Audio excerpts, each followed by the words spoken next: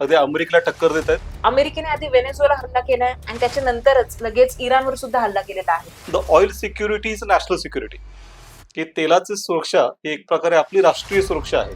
जिथे एलपीजी सिलेंडरचा वापर वाढलेला आहे अशा वेळेसच नेमकं एलपीजी मिळत नाहीये. मग हा सुद्धा एक महागाईला आमंत्रण देणारा विषय आहे का? भारताची भूमिका तळ्यात मिळत आहे आणि खरं तर पारंपरिकरित्या आपला मित्र आहे इराण, एक्सटेंडेड नेबर आहे, पण तितकी आपली भूमिका स्पष्ट नसल्यामुळे इराणचा पाठिंबा आपल्याला स्पष्टपणे मिळत नाहीये. बेरोजगारी जी आहे ती आता सध्या कमी आहे किंवा दिसत नाहीये, पण ती वाढू शकते. हो, म्हणजे सामान्यतः एका एक छोट्या क्षेत्रावर पण याचा मोठा परिणाम होतो.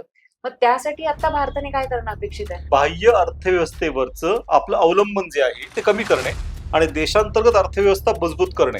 कारण अजूनही आपल्याकडे देशांतर्गत अर्थव्यवस्था वाढीला भरपूर स्कोप आहे. की असं एक टेक्निकल म्हणूयात की समजा निर्यात आपली बंद झाली, शून्यावर आली, तर आपली वाढ शून्यावर आली त्याची का? तसं करून चालणार नाही. आपली जी काही वाढ आहे 6-7% कमीत कमी, ती आपल्याला कायम कॉन्स्टंट ठेवावी लागेल. आणि मग हा बेस्ट काळ आहे की ज्या तुम्ही देशांतर्गत रिफॉर्म करा.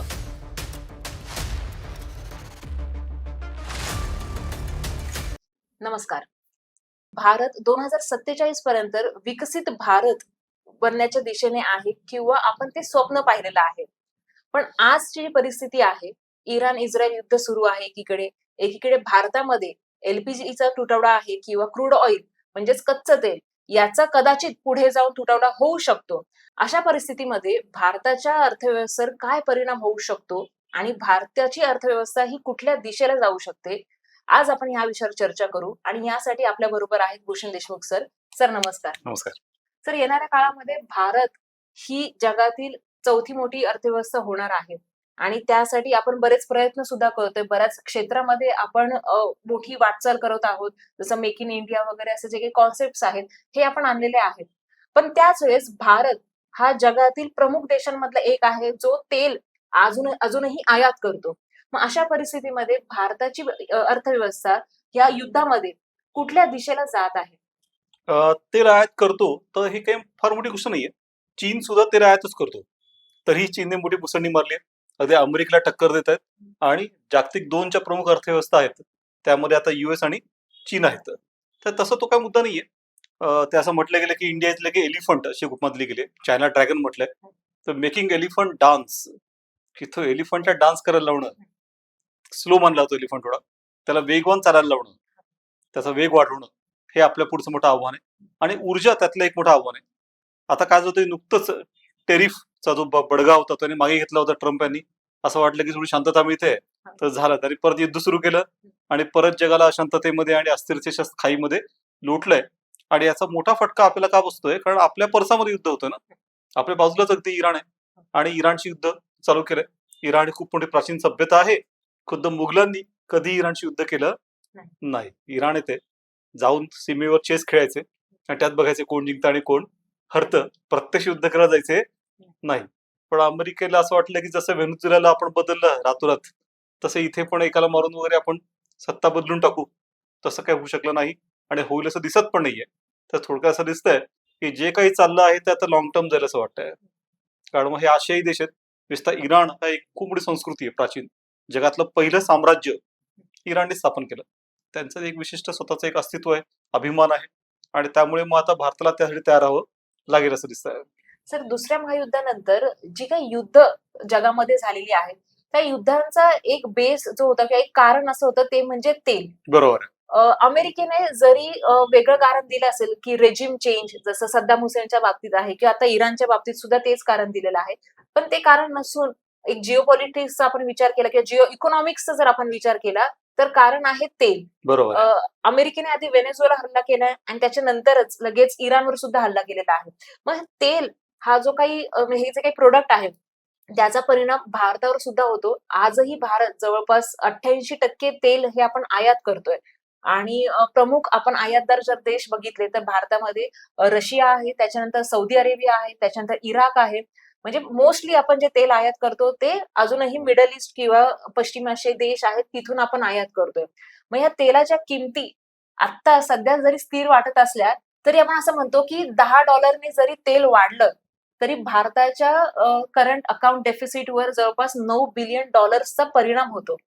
तर तेल आणि भारतातलं जी काही अर्थव्यवस्था आहे ती लिंक नेमकी कशी आहे? अगदी बरोबर तुम्ही म्हणालात की होतं काय की आपण सगळं तरी आयात तर करतो आहोतच आणि आपले अर्थव्यवस्था ते तेला म्हणजे एक प्रकारे आपली कार आहे आपल्याकडे.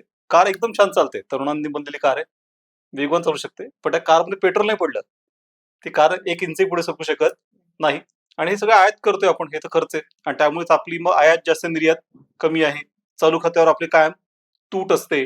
आणि त्यामुळे या तेलाची जी सुरक्षा आहे, त्याला ऑइल सिक्युरिटी म्हणतात. तर for us the oil security is national security. की तेलाची सुरक्षा ही एक प्रकारे आपली राष्ट्रीय सुरक्षा आहे. की तेलाचे साठे करून ठेवणे, तेलाची आयात निश्चित करणं, तेलाच्या किमती समजा तेलाची किमती वाढल्या तर काय होईल? ऑलरेडी $80 पर बॅरलवरनं 120 वर पोहोचलंय. ते 100च्या पुढे गेलं की धोक्याची घंटा वाजायला सुरुवात होते. कारण लगेच ते महागाईला आमंत्रण देतं. तर आता ऑलरेडी ते $120 पर बॅरलला टच केलेलं आहेच. आणि त्यामुळे काय झालंय की जगात मुळात जरी अनेकांकडे तेल असलं तरी सगळे ते विकायला काढत नाहीत. प्रामुख्याने ओपेक देशांचं तेल हे विकायला असतं. ऑइल प्रोड्युसिंग आणि एक्सपोर्टिंग कंट्रीज नावाचा एक गट आहे ओपेक. ते फ्लोटिंग ऑइल म्हणजे काय तर जे विकायला असलेलं तेल विकतात, जे आपण घेतो. कारण बाकी अनेक देशांकडे तेल असून ते विकतील असं काही स्वतःपुरतं ठेवतात. मग त्या तेलाचं त्यामुळे पुरवठा मर्यादित आहे. तो पुरवठ्यामध्ये थोडंफार जरी काही गडबड झाली की लगेच किमती वाढतात. तसे सुद्धा वाढतायत. आणि त्यामुळे आपल्याला घाईघाईने आता आपलं ऊर्जा संक्रमण जे आहे, एनर्जी ट्रान्झिशन, जे आपण ऑलरेडी ट्राय करतोच आहोत, की आपण इतर गोष्टी म्हणजे कोळसाचा पुरेपूर वापर करणं, कोळशाचं रूपांतर किंवा मिथेनमध्ये करणं, गॅसमध्ये करणं किंवा बायोगॅस प्रकल्पांवर काम करणं किंवा सोलार, विंड हे जे आपले अपारंपरिक ऊर्जा क्षेत्र आहेत, त्यांना वेगवान पद्धतीने वाढवणं. मग आपण टार्गेट ठेवले आहेतच की 2030 पर्यंत व 50% आपली ऊर्जा ही नवीन साधनांकडून आली पाहिजे. किंवा मग 2030 पर्यंत 50% ऊर्जा इतकं. 2050 येता येता आपण असं ठरवलंय की आपण कार्बन न्यूट्रल झालं पाहिजे. किंवा जेवढा कार्बन आपण सोडतो त्याहून जास्त कार्बन ऍब्झॉर्ब करण्याची शक्यता आपली असली पाहिजे. आणि 2070 पर्यंत झिरो कार्बन म्हणजे कार्बन इमिशन करायचंच नाही. त्यामुळे कार्बनवाले एकही कार्बन ठेवायची नाही. मग तेव्हा जगात ऑइल असो वा नसो की त्याची किमती काही असो, आपला काहीच फरक पडता कामा नये. आता वेळ अशी आली आहे की हे सगळे टार्गेट आपल्याला थोडे आधी घेतले पाहिजेत. कारण ते आपण एकदम ऐसपैस ठेवले होते. ऐसपैस आपण साध्य करू. ऐसपैससाठी जग आपल्याला वेळ देत नाहीये. हा झाला सर क्रूड ऑइलचा विषय, कच्चं तेलाचा विषय. जर आपण एलपीजीचं जर पाहिलं तर हो. आजही भारतामध्ये एलपीजीसाठी रांगा लागतायत. जवळपास हा 8वा दिवस आहे की लोकं रस्त्यावर उतरली आहेत आणि एलपीजी फक्त मिळावा, एक सिलेंडर मिळावा याच्यासाठी मोठमोठ्या रांगा लागलेल्या आहेत. एलपीजीच्या बाबतीत सुद्धा तसंच आहे की केंद्र सरकारनेच एक नोट जारी केली. त्याच्यामध्ये त्यांनी सांगितलं की जवळपास 40% एलपीजी आपण पश्चिमी आशियाकडनं आयात करतो आणि त्यापैकी 90% एलपीजी हा स्ट्रेट ऑफ हॉर्मुझची जी समुद्रधुनी बंद करण्यात आली आहे तिथूनच येतो. मग एलपीजी जे घरोघरी कुकिंग ऑइल म्हणून आपण आहे, इव्हन केंद्र सरकारने प्रधानमंत्री उज्ज्वला योजना सारखी एवढी मोठी योजना आणली की जेणेकरून लोकांनी आणि गृहिणींनी खास करून की एलपीजी सिलेंडरचा वापर वाढवावा. बरोबर आहे. आणि जिथे एलपीजी सिलेंडरचा वापर वाढलेला आहे, अशा वेळेसच नेमकं एलपीजी मिळत नाहीये. मग हा सुद्धा एक महागाईला आमंत्रण देणारा विषय आहे का? निश्चितच. विशेषतः कतारकडनं आपण आणतो आणि कतार त्या होर्मुझच्या खाडीच्या त्या टोकाला आहे. तर त्या होर्मुझच्या खाडीतनं आणल्याशिवाय पर्यायच आपला नसतो. पण 43% एलपीजी तिकडनं आणतो आपण. 12% ओमानकडनं आणतो. मग हे दोघं मिळूनच 50%च्या पुढे आपण तिकडनं सगळं आणतोय. त्यामुळे या होर्मुझची खाडी बंद पडण्याचा खूप मोठा फटका हा प्रामुख्याने भारतीय अर्थव्यवस्थेला बसतोय. चीनलाही तिकडनंच मिळत असलं तरी चीनला मात्र इराण जाऊ देतोय तिकडनं. सरळ सरळ त्यांनी हे केलंय. चीनने त्यांची बाजू घेतली. चीन त्यांना सगळ्या प्रकारचा पाठिंबा देतोय. भारताची भूमिका तळ्यात मिळत आहे. आणि खरं तर पारंपरिकरित्या आपला मित्र आहे इराण, एक्सटेंडेड नेबर आहे. पण तितकी आपली भूमिका स्पष्ट नसल्यामुळे इराणचा पाठिंबा आपल्याला स्पष्टपणे मिळत नाहीये. आणि त्यामुळे इमिजिएटली एलपीजी नसल्याचा मोठा फटका आपल्याला दिसायला लागलाय. आणि मग एलपीजी मध्ये जसं आपण पेट्रोलमध्ये इथेनॉल मिक्स करतो, तसं खरं तर आपण एलपीजी मध्ये बायोगॅस आणि इतर प्रकारचे केमिकल हे मिक्स करून काहीतरी करायला पाहिजे होतं. पण ते आता आपल्या अचानक जाग आली. तहान लागल्यावर आपण विहीर खोदतोय तसा तो प्रकार आहे. आता ते आपण करू. पण मग ते असं काय आपल्याला रिफॉर्मच्या बाबतीत काय होतं भारतामध्ये, की असं म्हटलं जातं की भारतामध्ये काहीतरी संकट आल्याशिवाय रिफॉर्म्स होत नाहीत. अगदी 1991 आपण अशा प्रकारे तेल संकट आलं होतं. मग तेव्हा आपण पुढे अर्थव्यवस्थेची ही बदलली आणि तिथनं पुढे एलपीजी धोरण घेऊन मग आपण लिबरलायझेशन, प्रोडक्शन घेऊन पुढे गेलो. तर आता काय झालं की आता परत तसंच आहे. आता सगळे संकट आले तेव्हा कुठे आता आपण रिफॉर्म हातामध्ये घेतलेत, जे एक प्रकारे चांगलं आहे. पण मग संकट आल्यावरच रिफॉर्म करायचे असं न करता आपण इतर काळात सुद्धा रिफॉर्म, जसं एलएनजी आहे समजा, तर एलएनजी आपल्याकडे सुदैवाने उपलब्ध आहे, पाईप्ड गॅस. पण तो आपण देत नव्हतो पुरेशा लोकांपर्यंत. पुण्यात अजूनही समजा लोकांकडे सिलेंडर आहेत. का नाही दिलं एलएनजी? मग आता सरकार म्हणतं की नाही आपण ते पसरू. मग आधी काही पसरवलं. आधी पसरवलं असेल ही वेळ नसती आली, एवढी वाईट वेळ नसती आली की सगळे हॉटेल बंद पडतायत.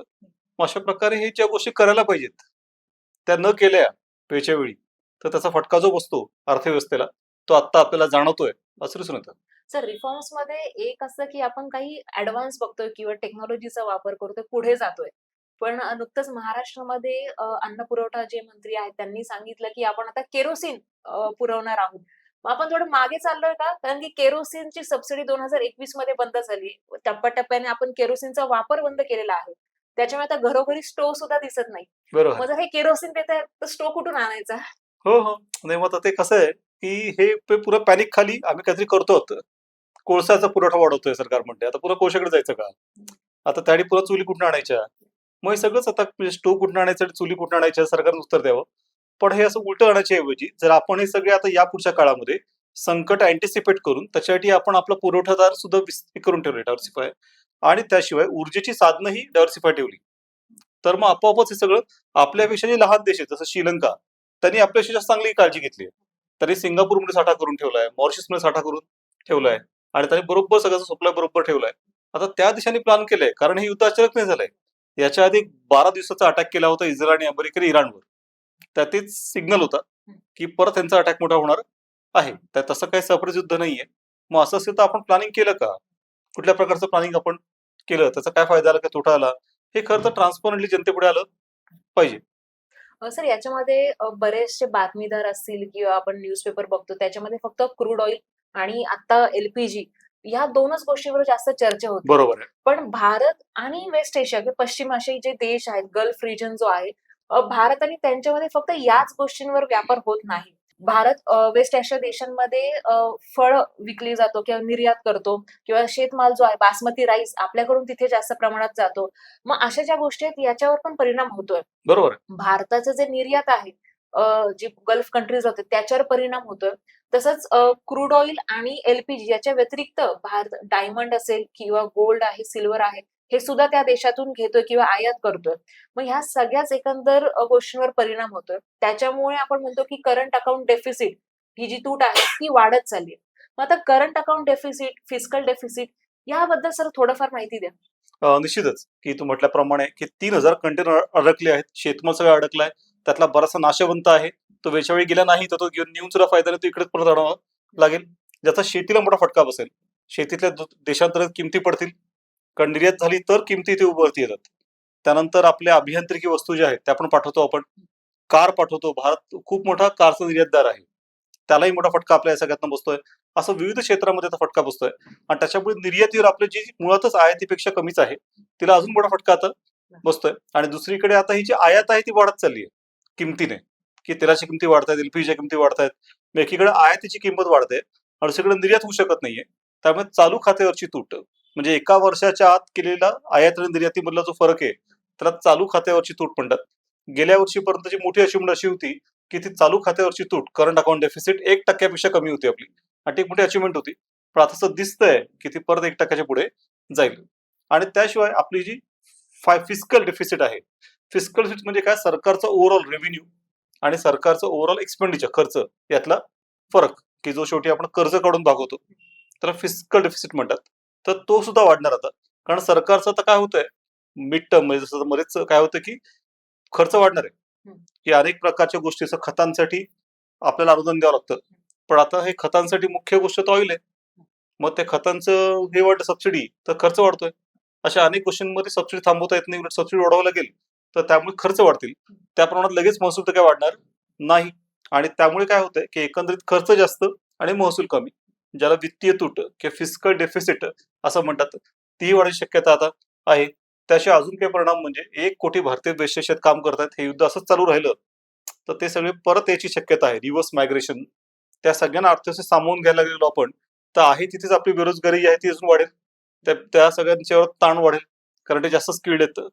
आणि अशा प्रकारे त्यांच्याकडनं येणारा जो $50 बिलियन वार्षिक एवढा जो परतावा मिळत होता रेमिटन्सेस तोही आपल्याला यापुढे मिळणार कदाचित नाही. तोही मोठा धक्का भारताला बसेल. असा अनेक प्रकारे आपल्याला हा धक्का बसू शकतोच. जसं वेगवेगळ्या क्षेत्रावर याचा परिणाम होईल. हो हो तर एक अशी न्यूज होती की भारतातील जे काही गिग वर्कर्स आहेत बरोबर आणि ह्या गिग वर्कर्स मध्ये सामान्यतः अशी लोक आहेत की जे डिलिव्हरी ऍप्स मध्ये काम करतात आणि बरोबर डिलिव्हरी करतात, जसं झोमॅटो असेल किंवा ब्लिंकिट वगैरे आहेत. करेक्ट तर या गिग वर्कर्सवर सुद्धा परिणाम होतोय आणि खास करून जे फूड ऍप मध्ये डिलिव्हरी ऍप मध्ये काम करतात. बरोबर आहे कारण की जिथे हॉटेल व्यवसाय बंद पडतात, मेस बंद पडतायत, तिथे यांना सुद्धा डिलिव्हरी करण्यासाठी काहीच मिळत नाहीये. मग एक्झॅक्टली अशाने यांचा जो डेली वेज आहे तो कमी होतोय. मग गिग वर्कर्स जे आधीच असुरक्षित आहेत बरोबर आहे ते अजूनही असुरक्षित होऊन बेरोजगारी जी आहे ती आता सध्या कमी आहे किंवा दिसत नाहीये, पण ती वाढू शकते. हो म्हणजे सामान्यतः एका एक छोट्या क्षेत्रावर पण याचा मोठा परिणाम होतो. मग त्यासाठी आता भारताने काय करणं अपेक्षित आहे? आता काय आहे की याच्यावर म्हटल्याप्रमाणे की अर्थव्यवस्थेची गती वाढवणे आणि बाह्य अर्थव्यवस्थेवरचं आपलं अवलंबन जे आहे ते कमी करणे आणि देशांतर्गत अर्थव्यवस्था मजबूत करणे. कारण अजूनही आपल्याकडे देशांतर्गत अर्थव्यवस्था वाढीला भरपूर स्कोप आहे. की असे टेक्निकल म्हणूयात की समजा निर्यात आपली बंद झाली, शून्यावर आली, तर आपली वाढ ही शून्यावर आली त्याची का? तसं करून चालणार नाही. आपली जी काही वाढ आहे 6-7% कमीत कमी, ती आपल्याला कायम कॉन्स्टंट ठेवावी लागेल. आणि मग हा बेस्ट काळ आहे की जे तुम्ही देशांतर्गत रिफॉर्म करा. मग थोडंफार सरकार आता कामाला लागलंय, जसं जीएसटी त्यांनी खूप मेजर रिफॉर्म केले आणि 4 विविध स्तर होते ते फक्त 2 वर आणले, 5% आणि 18%. मग हे आधीपासूनच अपेक्षित होतं, पण शेवटी मग पाठीवर बडगा बसला सगळ्या युद्धाचा, तेव्हा सरकारने हे सगळं केलंय. किंवा सरकारने आता विविध प्रकारचे हाय स्पीड रेल्वे कॉरिडॉर घोषित केलेत 5. त्यात मुंबई दिल्ली कॉरिडॉर आहे, हैदराबाद पुणे आहे, चेन्नई पुणे आहे. मग हे आधीच करायला पाहिजे होते. भारतीय railway he one of the slowest आहे जगातली, स्नेल मेल म्हणतात त्याला, गुगल काय आहे की कुठे जायचं म्हणजे 24 तास लागतात. तर मग असं कसं करून चालेल? मग अशा प्रकारचे जे रिफॉर्म्स होते हे खरं तर आधीच करायला पाहिजे होते, पण दुर्दैवाने ते होत नव्हते. पण या निमित्ताने आता आपण ते स्पीडअप केले आहेत की नुकतीच सरकारने भाव्या नावाची स्कीम आता लॉन्च केली की ज्याच्यामध्ये आपण भारतभर विविध प्रकारचे औद्योगिक कॉरिडॉर हे उभे करायचे क्लस्टर्स आणि त्यासाठी सरकार पाठबळ देणार. हे आताच मंत्रिमंडळाने घोषित केलंय. मग ती पण एक चांगली योजना आहे. मग हे सगळं की आपलं लॉजिस्टिकल पॉलिसी आपण आणली आहे फर्स्ट टाइम आणि त्याच्यामध्ये आपण हे लॉजिस्टिक्स आहे देशभरातलं त्याचा खर्च कमी करण्याचे प्रयत्न करतो. लॉजिस्टिक पार्क्स ते आपण स्थापन करतो आहोत. अशा प्रकारचं मल्टीमोडल ट्रान्सपोर्ट सिस्टम ही आपण आधीच करायला पाहिजे होती. पण शेवटी ठीक आहे, युद्धाच्या निमित्ताने का होईना त्या निमित्ताने हे रिफॉर्म्स होत असतील आणि अर्थव्यवस्थेला अंतर्गत गती मिळाली तर खरोखर खूप मोठी अर्थव्यवस्था आपल्याकडे अजून उपलब्ध आहे की जिचा आपण पुरेपूर वापर केलेला नाही. तर ती आपण करू शकलो तर जरी निर्यात बंद झाली उद्या तरी बऱ्यापैकी आपण राहू शकू. सर, अशीच एक घटना कोरोनाच्या काळात झाली होती की कोरोनामध्ये संबंध जग जे आहे ते स्थिर झालं होतं. बरोबर आहे आयात निर्यात जरी सुरू असेल तरी ती त्या प्रमाणामध्ये सुरू नव्हती. बरोबर आहे तर अशा वेळेस जेव्हा अशी अर्थव्यवस्थेची स्थिती होते त्यावेळेस आपण डेव्हलपमेंट प्रोजेक्ट्स वर जरा जास्त भर देतो, जेणेकरून जे काही बेरोजगार म्हणजे लोक होणार आहेत किंवा झालेली आहेत तर त्यांच्या हाताला काहीतरी काम मिळेल. एक्झॅक्टली जसं कोरोनाच्या काळामध्ये आपण मनरेगा अंतर्गत कामं वाढवली होती, जेणेकरून लोकांना काम काम मिळेल आणि त्यानुसार त्यांना जे काही वेजेस आहेत ते मिळतील. सो डेव्हलपमेंट प्रोजेक्ट्स वाढवणं हाच एक पर्याय आहे का? नाही हा एकच नाहीये. जसं बोलू की डेव्हलपमेंट प्रोजेक्टने इमिजिएटली काम मिळतं. इमिजिएटली काम देणं हा एक मुद्दा आहेच. किंवा विविध प्रकारच्या जनधन अकाउंटमध्ये आपण पैसे टाकले होते, स्त्रियांना 500 रुपये दिले होते. तसं सुदैवाने आता अनेक लाडकी बहीण सारख्या योजना ऑलरेडी आहेत किंवा किसान सन्मान मधून आपण शेतकऱ्यांना पैसे देतो आहोत. पण हे सगळं शॉर्ट टर्म येतं. लॉंग टर्म साठी आपल्याला काय करावं लागेल की मुळात अर्थव्यवस्था या पुढच्या काळामध्ये स्वतःच्या पायावर उभी करावं लागेल, पूर्णपणे स्वयंभू करावं लागेल, जी सध्या नाहीये. सध्या अगदी चीनचं उदाहरण घेतलं तर चीनकडनं आपण जवळजवळ $116 बिलियन इतके आयात करतो आणि त्याच्या बदल्यात साधारणतः आपण एक 19 बिलियन एवढी निर्यात करतो. म्हणजे काहीच नाही आणि $100 बिलियन पेक्षा जास्त आपलं तूट आहे. एवढी तूट चीन बरोबर अनप्रेसिडेंटेड, की ज्याला आपण एक प्रकार शत्रू समजतो आणि आपला खूप मोठी समस्या मानतो, त्याची एवढी मोठी तूट. याचा अर्थ काय की त्यांची अर्थव्यवस्था तेवढी स्ट्रॉंग आहे आणि आपली अर्थव्यवस्था तेवढ्या प्रमाणामध्ये वीक आहे. मग याचा अर्थ मग त्यांनी ती स्ट्रॉंग केली आहे, ती आपोआप झालेली, त्याच्यात त्यांनी काम केलंय पद्धतशीरित्या. आपण ती करू शकलेलो नाहीये. तर आपली अर्थव्यवस्था स्ट्रॉंग करणे आणि त्याने जे कुठले अडथळे आहेत असे स्ट्रॉंग करण्यामध्ये ते सगळे दूर करून नागरिकांचं सक्षमीकरण घडवून आणणे हा एक खूप मोठा उपाय आहे की जो आपण पुरेशा सिरियसली चालवत नाही होत. आपण थोडं गिमिक पत्रे बघतो की कधी चमत्कार होईल आणि भारत एकदम स्ट्रॉंग होऊन जाईल. चमत्कार वगैरे काही होत नाहीत. नागरिकांना तुम्ही सक्षमीकरण करता का? त्याने शिक्षणावर तुम्ही पुरेसा खर्च करता का? टॉप 100 मध्ये चीनची 13 विद्यापीठ आहेत. आपलं एकही विद्यापीठ नाहीये. चीन जितका R&D वर खर्च करतो, रिसर्च अँड डेव्हलपमेंटवर, तेवढं आपण अजिबात करत नाही. मग असा चमत्कार कसं काय होणार आहे? कुठला चमत्कार होणार नाही आणि मग त्यामुळे आपली अर्थव्यवस्थेसाठी वाढवायची असेल तर आपण सगळ्यावरच काम केलं पाहिजे की पायाभूत सुविधाही उभारल्या पाहिजे आणि शिक्षण, आरोग्य या सुविधांवर तितक्याच मोठ्या प्रमाणामध्ये भर दिला पाहिजे. सर इथे एक असाही प्रश्न निर्माण होतो की भारतामध्ये मोठे अब्जाधीश आहेत. म्हणजे जगातल्या सर्वात श्रीमंत व्यक्तींपैकी काही व्यक्ती भारतात आहेत बरोबर आहे. आणि ते बऱ्यापैकी इन्व्हेस्टमेंट मध्ये पण खर्च करतात. नुकतंच रिलायन्सने US मध्ये ऑइल हो. रिफायनरी मध्ये ऑइल रिफायनरी सुरू करणार आहे किंवा तिथे इन्व्हेस्टमेंट करणार आहे अशी न्यूज होती. मग आता रिलायन्स ही भारतीय कंपनी आहे. मग जर म्हणजे ती ऑइल रिफायनरी तिथे उभी जर करते तर मग इथे का नाही? भारतात का नाही? नाही, तशी त्यांची आहे ना. भारतात जगातली सर्वात मोठी रिफायनरी जामनगरला रिलायन्सची आहे ऑलरेडी. तोच त्यांचा मनी स्पिनर आहे, की त्याच्यावर त्यांचा अजूनही सर्वात मोठा रेव्हेन्यू त्यांना मिळतो. त्याच्या बळावर त्यांनी जिओ उभं केलं, विविध अनेक उद्योग हे पादाक्रांत केले. एक प्रकारे पण त्यांना असं वाटतंय, की रिफायनरीमधून आपण बाहेर पडलं पाहिजे. कारण तो एक प्रकारचा तो आउटडेटेड बिझनेस झालाय. अजूनही ऑइलचं महत्व आहे, पण काही काळात ते राहणार नाही. पण दुसरीकडे यूएस आता नव्याने या सगळ्या धंद्यात पडतंय. शेवटची रिफायनरी यूएसने 1977 ला स्थापन केली होती. 1977. त्यानंतर कधीच त्यांनी रिफायनरी उभी केली नाही. पण मग त्या काळच्या रिफायनरी ज्या आहेत त्या जुन्या टेक्नॉलॉजीवर आहेत, की ज्यांना एक चांगल्या प्रकारचं क्वालिटीचं ऑइल आहे, तेच फक्त रिफाईन करता येतं. पण वेगळ्या प्रकारचं ऑइल आलं किंवा मिक्स ऑइल आलं, चांगलं वाईट वगैरे, तर त्यांना ते रिफाईन करता येत नाही. तर जगातले जे रिफायनरी इंडेक्स आहेत, त्या सर्वात एफिशियंट रिफायनरी ही रिलायन्सची आहे. ते 21 प्रकारचं तेल खूप चांगल्या प्रकारे आणि सर्वात एफिशियंट आहे, किंवा कमी खर्चात ते करून दाखवतात. त्यामुळे ते रिलायन्स स्वतःचं एक हे पण आहे, की व्यावसायिक कौशल्य आहे. आणि दुसरी एक मुद्दा आहे, की अमेरिकेला आता स्वतःच स्वयंपूर्णता पूर्ण करायची आहे. एक प्रकार दुसरं डिपेंड होते. आता त्यांच्याकडे ऑइलही सापडतं, शेअर ऑइल म्हणून ते तयार करतात. ते रिफाईन करणंही त्यांच्यासाठी आवश्यक आहे. आणि त्यामुळे मग आणि तिसरा याच्यात महत्वाचा घटक असा आहे, की आता रिलायन्सचे जे प्रमुख आहेत, मुकेश अंबानी आशियातले सर्वात श्रीमंत गृहस्थ आहेत. तर त्यांचे आता खूप मोठे इंटरेस्ट आहे त्या सगळ्यामध्ये, की एखादं युद्ध चालवं की न चालवं यात सुद्धा त्यांना इंटरेस्ट आहे. त्यांना असं वाटतं, की आपली बाजू असली पाहिजे, आपले काही दबाव असला पाहिजे. पण तसं करायचं असेल, तर तसं पीएम केअर फंडात पैसे टाकून उपयोग नाही. तो पीएम केअर फंड भारतात झाला.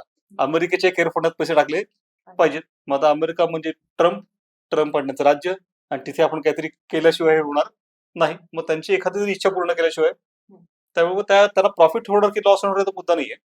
त्यात त्यांना एक लॉंग टर्म आता स्टेक आहे, की अमेरिका त्याप्रमाणे त्यांचंही मत घेणार. एक वेळ आपल्या पंतप्रधानांचं मत घेणार नाहीत, पण त्यांचं मतपत्र यापुढे घेतलं जाईल. मग एका अर्थाने हे बरंच आहे, की भारतीय जे कंपन्या आहेत, ते इतर देशांमध्ये जाऊन टाय अप करतायत किंवा इन्व्हेस्टमेंट करतायत. बरोबर आहे. सो एक प्रकारे भारतीय अर्थव्यवस्थेला किंवा भारतीय चलनाला ते कुठेतरी स्ट्रॉंग करतायत का? ते डिपेंड कुठल्या प्रकारच्या करारात येतात. चलनाबद्दल मात्र म्हटलं तर निश्चितच ट्रम्प हे थोडेसे पॅरानॉइड झालेत, घाबरलेत, की आपण असं एखादं चलन उभं करू ब्रिक्समध्ये, किंवा मुळात रुपयाच डॉलरला मागे टाकेल. कारण पारंपरिकरित्या अमेरिकेचं डॉलरचं वर्चस्व आहे, डॉलर हेजेमोनी, आणि ते जाते की काय अशी विचारकी वाटत असते. जसं इराण बरोबर काय झालं, की त्यांनी अनेक बंधनं घातली, की इराण बरोबर इराणने डॉलरमधनं व्यापार करायचा नाही. एरवी अमेरिकेचं कसं असतं, की सगळा पेट्रोलचा व्यवहार हा डॉलरमध्ये झाला पाहिजे. त्याला पेट्रोल डॉलर असं म्हणतात. पण त्यानेच इराणवर बंधनं घातली, की तुम्ही करायचा नाही. मग आपण इराणशी थेट रुपयात व्यवहार करायला सुरुवात केली. त्याचा इराणलाही फायदा झाला, आपल्यालाही फायदा झाला. त्यांच्या चलनाला आपण महत्व दिलं, आपल्या चलनाला त्यांनी महत्व दिलं. Win win. मग आता त्यांना ते अजून लागलं, म्हणजे की अरे आपण बंदी घातली आणि यांनी वेगळे रस्ते शोधले, आणि त्यातनं एक प्रकारे मग रुपयाचं डॉलरवरचं अवलंबित्व येतो त्या प्रमाणात का होईना पण कमी झालं. रुपयाचं आंतरराष्ट्रीय महत्व वाढलं. मग असं करत करत आपल्याला ही आयडिया पक्की कट पडली. ब्रिक्समध्ये आपण आपापसात करार करून टाकलं, की ब्रिक्स मला सगळ्या व्यापारावर आपण आपापल्या चलनात करतो. चीनच्या चलनात, भारताच्या चलनात, त्या पलीकडे जपानचे असे आपण करार केलेत. त्याला स्वॅपिंग अग्रीमेंट म्हणतात. मग या सगळ्यातनं आपण असं इंचाने का होईना भारतीय चलनाचं आंतरराष्ट्रीयकरण करतोय. तर जसा भारतीय व्यापार वाढत जाईल, तसं ते देश भारतीय चलन साठी ठेवावं लागतील, आणि त्यातनं रुपयाचं महत्व हळूहळू वाढत जाईल. त्यामुळे या सगळ्या युद्धामागे एक प्रकारे अमेरिकेला वाटणारी जी भीती आहे, की आपल्या डॉलरचं अधिपत्य कमी होतंय, त्या धक्का लागतोय, तो पण याच्यामध्ये आहे निश्चितच म्हणता येईल. सर करन्सी जर तुम्ही उल्लेख केला, की इंटरनॅशनलायझेशन ऑफ करन्सी. करेक्ट. एखाद्या करन्सीला, चलनाला जर जागतिक महत्त्व प्राप्त करून द्यायचं असेल, तर त्याची प्रोसेस काय आहे? कारण की दुसऱ्या महायुद्धापर्यंत जगामध्ये पाउंड स्टर्लिंग जे आहे, ब्रिटनची करन्सी जी आहे, तर ती जगामध्ये थोडासा दबदबा तिचा निर्माण होता किंवा तीच स्ट्रॉंग होती. आणि त्याच्यानंतर हळू अमेरिकेची करन्सी जी आहे ती स्ट्रॉंग झाली किंवा आता एक आपण म्हणू की डॉलर, सगळेच देश जे आहेत ते डॉलर साठवण्यामागे थोडेसे गुंतलेले आहेत. पुढे चायना आहे. चायनाला स्वतःची करन्सी युआनला पुढे आणायचंय. त्याचं त्यांना इंटरनॅशनलायझेशन करायचं आहे. मग ह्या सगळ्यामध्ये इंटरनॅशनलायझेशन ऑफ करन्सी आपण जी ही कॉन्सेप्ट बघतो, तिची प्रोसेस कशी सुरू होते? आता हे कोणी डिक्लेअर करत नाही, की तुमची करन्सी कुठल्या स्तरावर आहे, की हार्ड करन्सी म्हणजे काय आणि सॉफ्ट म्हणजे काय. तर hard currency is the one which is accepted everywhere. ते सगळीकडे वापरलं जातं किंवा स्वीकारले जाते. सॉफ्ट करन्सी स्वीकारली जात नाही. त्यामुळे हार्ड करन्सीमध्ये डॉलर आहे, युरो आहे, पाऊंड आहे, येन आहे आणि काही प्रमाणामध्ये युआन पण आहे. पण आपले रुपये आहे किंवा रशियाचं रुबल आहे ते मात्र सॉफ्ट करन्सी आहेत. त्यांना अजूनही फारसं कोणी स्वीकारत नाही. मग आता हे चलनाचं आंतरराष्ट्रीयकरण केलं तर खूप मोठा फायदा होतो. ते आपोआपच आपल्या चलनाला देशाच्या सीमांबाहेर मागणी निर्माण होते, ऑफशोर डिमांड. आणि त्यातनं एक प्रकारे आपली सर्वात मोठी निर्यातच चलन ठरते. ती आपली ताकद ठरते. त्याचा वापर करता वेगळ्या प्रकारे शस्त्र म्हणूनही करता येतो, जसं अमेरिका ती वारंवार करते. मग ते आपलं तेच ध्येय आहे की अशा प्रकारे आपल्या चलनाला आपलं आंतरराष्ट्रीयकरण करायचं आहे. पण त्याच्यासाठी मुळात आपल्या अर्थव्यवस्थेचं आंतरराष्ट्रीयकरण करावं लागेल. मुळात आपली अर्थव्यवस्था वाढली आणि तिचं वर्चस्व जगात निर्माण झालं तर ते होऊ शकेल. जसं ब्रिटनचं एकेकाळी लष्करी का होईना आणि वसाहती होत्या, त्यातून त्यांचं पाऊंडचं वैशिष्ट्य मोठं हे होतं. असं म्हणत की ब्रिटिश साम्राज्यावरचा सूर्य कधी मावळत नाही. पण पुढे तो मावळला, वसाहतीस गेल्या. तर नेहरू असं म्हणाले की ब्रिटिश साम्राज्यावरचा सूर्य मावळलाय आणि आता तो अमेरिकेच्या साम्राज्यावर उगवलाय. मग तो तळपत राहिला, पण त्याला झाकूळ आलंय आणि त्यामुळे आता असंच आलंय ट्रम्प. आणि त्यातनं तर असं दिसतंय की इतरांचे उदय होतोय. 21वा शतक आशियाचं असल्यामुळे आपण, चायना यांचा उदय होतो आहे. आणि त्यामुळे मग त्यांना असं वाटतं की होता कामा नये. पण ते म्हणतात की कोंबडं झाकून ठेवल्याने सूर्य उगवायचा राहत नाही. तसं आपला सूर्य उगवणारच आहे म्हणे, की तो उगवणार म्हणे. असं इंटरनॅशनलायझेशन मध्ये मग आपल्याला आपली निर्यात वाढवावी लागेल आणि कदाचित ती निर्यात प्रत्येक क्षेत्रामध्ये वाढवावी लागेल. तेव्हा कुठे भारताचं जे चलन आहे ते जागतिकीकरण जागतिक पटलावर एक प्रमुख चलन होऊ शकतं. निश्चित प्रत्येक क्षेत्रात आपल्याला अगदी डिटेल काम करावं लागेल. प्रत्येक क्षेत्रात एक क्षेत्र चांगलं केलं, दुसरं क्षेत्र अर्धवट ठेवलं तर त्याचा काही फायदा होणार नाही. आणि त्यासाठी आपलं पूर्ण वेगळ्या प्रकारचा ॲटिट्यूड ठेवावं लागेल. म्हणजे की एक तर कॉन्फिडन्स एक लागेल की आपण तसं करणार आणि त्यानुसार आपली सगळी राजकीय, सामाजिक आणि आर्थिक व्यवस्था जी आहे ते त्यानुसार पूर्णपणे हे करावं लागेल, एकत्र आणावं लागेल आणि त्यातूनही सगळं शक्य होईल. आणि त्या दृष्टीने आपण सगळं नियोजन केलं पाहिजे. मग मग पुन्हा एकदा नियोजनाचं महत्व आहे. जरी आपण नियोजन रद्द केला असला तरी नियोजनाचं महत्व कमी झालेलं, कारण हे सगळं आपोआप होत नाही. जसं चीनमध्ये ते कुठलंही नियोजन 100 वर्षाचं करतं, की आज जे काही चीन आहे त्याचं नियोजन 100 वर्षापूर्वी केलं होतं की असं करा, की आज ते काय करतात ते पुढच्या 100 वर्षाचं असतं. तसं आपलं कुठे होतंय? आपण तर गव्हर्नमेंट टू गव्हर्नमेंट आपले धोरणं बदलतात. गव्हर्नमेंट टू गव्हर्नमेंटमध्ये आपण एक गव्हर्नमेंट असं म्हणतो, तसं करू, तसं म्हणतो, तसं म्हणूयात. एक म्हणतो केरोसिन आणू, दुसरं म्हणतो कोळसा आणू. असं नाही ना. तुम्ही तुमचं नीट ठरवा तुम्हाला नक्की काय करायचं आणि कशा प्रकारे कुठपर्यंत पोहोचायचं आहे. त्यामुळे मग आपला हा जो स्वतःचा अर्थव्यवस्था असण्याचा मुद्दा आहे आणि त्यासाठी जो प्रयत्न आहे त्याच्यामुळे लोकांची साथ घेणं अत्यंत महत्वाचं आहे. कारण शेवटी देशाचं मोठेपण हे लोकांच्या मोठेपणावर ठरतं. लोकांना तुम्ही एम्पॉवर केलं, त्यांना संधी दिलीत आणि त्यांना वरती आणलं तर ते देशालाही मोठं करणार. पण तसं नाही केलं तर तसं काय होणार नाही. मग सर भारताच्या रुपयाला, चलनाला जागतिक पटलावर महत्व येण्यासाठी अजून किती काळ जावं लागेल? आता कसं की आपण टार्गेट तर ठेवले आहेत की 2047 पर्यंत आपल्याला विकसित व्हायचं आहे. खरं सांगायचं तर संधी त्या आधी पण आहे, की त्या आधी येऊ शकतो. एवढं थांबायची पण गरज नाही. पण सध्या तो उलट होतं थोडंसं, की आपण ठरलं होतं की 2025 पर्यंत आपण 5 ट्रिलियन इकॉनॉमी बनवू. मग आलं 25 गेलं. मग आता 27 ठेवलं, 27 ला करू. आता 27 मध्ये युद्ध सुरू झालं. आता काय करायचं? मग एक मंत्री म्हणाले की आपण 30 पर्यंत करू. तर झालं. म्हणजे मग चीनचं कसं होतं की ते एखादं टार्गेट ठरवतात आणि ते आधीच अचीव्ह करून दाखवतात. आणि आपलं बरोबर उलट होतं, की आपण टार्गेट ठरवतो आणि ते वर्ष निघून गेल्यावर पण आपलं अचीव्ह झालेलं नसतं. मग पुन्हा नियोजनाचा अभाव, की आपण नियोजन करत नाही योग्य प्रकारे. पुन्हा आपण लोकशाही आहोत म्हणून नियोजन जमत नाही वगैरे असं हे जे एक्सक्युजेस आहेत त्याला काही अर्थ नाही. तसं काही नसतं म्हणजे. सर आता आपण मागच्या व्हिडिओमध्ये पण पाहिलं होतं की हे जे काही युद्ध आहे ते तिसरं महायुद्ध सारखंच आहे बरोबर किंवा आहे. कदाचित तिसरं महायुद्धाकडेच ह्या युद्धाची वाटचाल सुद्धा सुरू बरोबर आहे. आहे. बरोबर लक्षणं आहे. सगळी तशीच आहेत.